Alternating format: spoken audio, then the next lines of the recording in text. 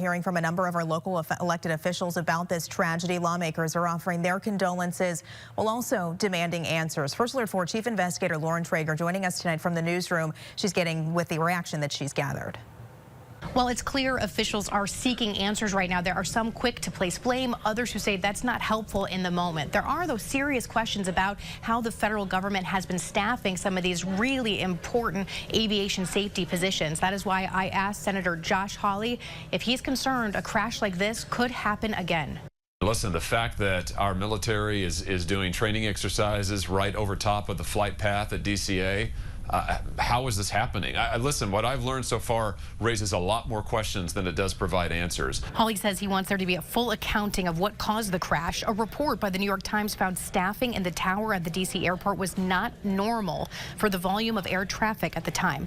We asked if recent executive orders regarding hiring freezes and federal employee buyouts would make a known air traffic controller shortage worse. We certainly don't want to see those numbers reduced. I mean, here's the deal. Right now, we already have a shortage of air traffic controllers. And I look at the last administration, I think they've left us in a very bad place. I mean, we have low numbers of air traffic controllers.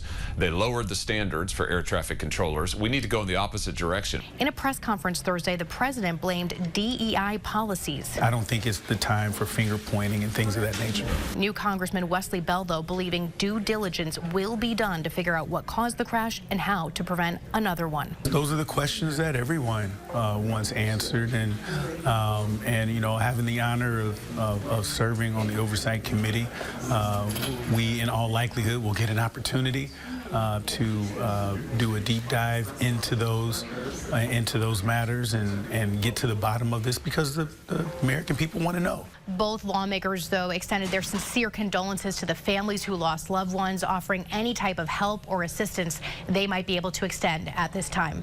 In the newsroom, Lauren Traeger, First Alert 4.